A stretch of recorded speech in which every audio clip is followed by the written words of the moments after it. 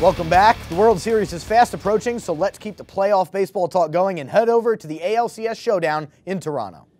The Toronto Blue Jays are facing elimination here in Toronto in Game 5 against the Cleveland Indians. Top of the first, Mike Napoli's bat answers the call as that one bounces off the wall and left, but Carrera is going to bobble it, and Francisco Lindor is going to come across the score all the way from first to give the Cleveland Indians a 1-0 lead early. Top of the third, Carlos Santana.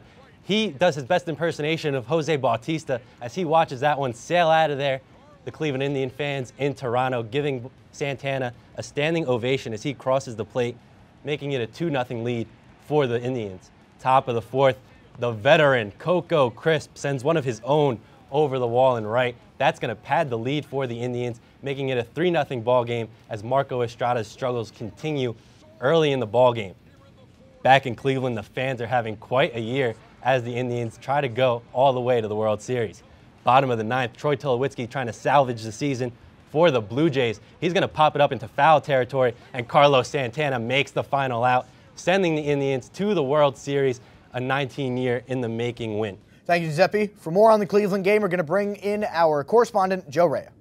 Mason, the Cleveland Indians are headed to the World Series for the first time since 1997, winning the ALCS in 5 games. The stars of the series were Francisco Lindor and Andrew Miller. Lindor hit .336 in the ALCS, while the rest of the team hit a combined .138. That is the lowest average by a team to win a postseason series ever. Miller became the second relief pitcher in postseason history to toss 7 scoreless innings with 14 strikeouts, walking away with the series MVP award. The Indians take on the NLCS winner in Game 1 of the World Series Tuesday in Cleveland. Thank you, Joe. Now, fellas, since the Indians clinched about a week before the World Series, they got a lot of time before the big games start. So is this going to work against them, Giuseppe? You know what? I think it's going to go both ways. They have enough time to watch the Cubs and the Dodgers play, so they're going to see what they need to work on, what they need to get against the Cubs and Dodgers to virtually beat them in the World Series. Jake, what do you think? Well, yeah, I think this helps them. Okay. Their bullpen has enough time to, reload. Andrew Miller could, rest that arm up, not give up any more runs.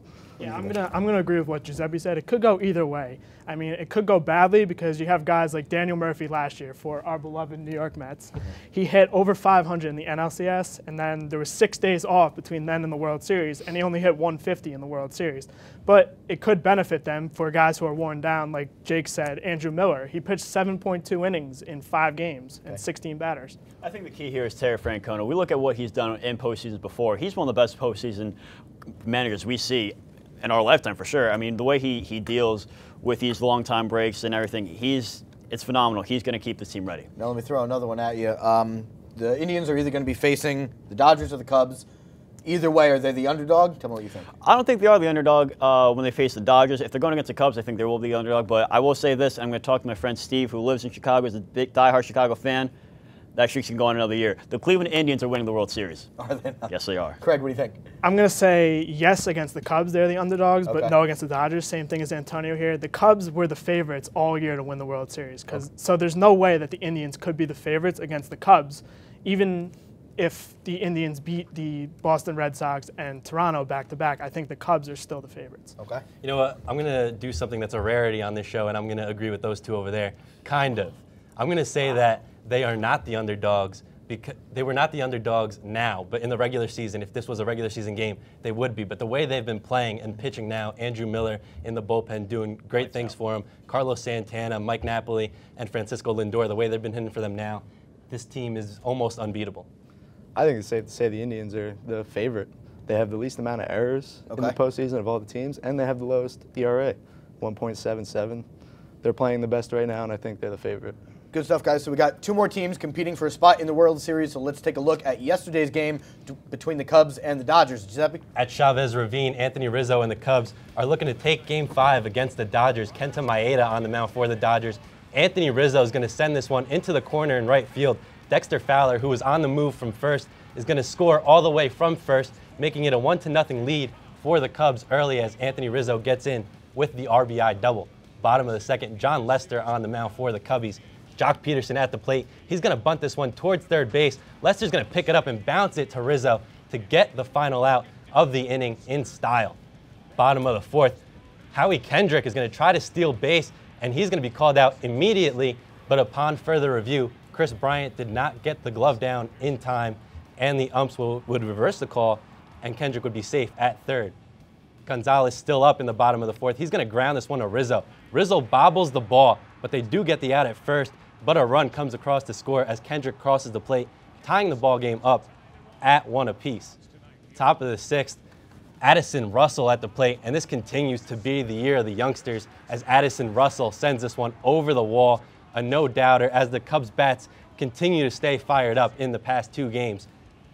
Bottom of the seventh, Grandal at the plate. He's going to ground this one to second. Another ground ball forced by John Lester as his night come to a close. David Ross congratulating the pitcher on a game well pitched. Top of the eighth, Dexter Fowler at the plate.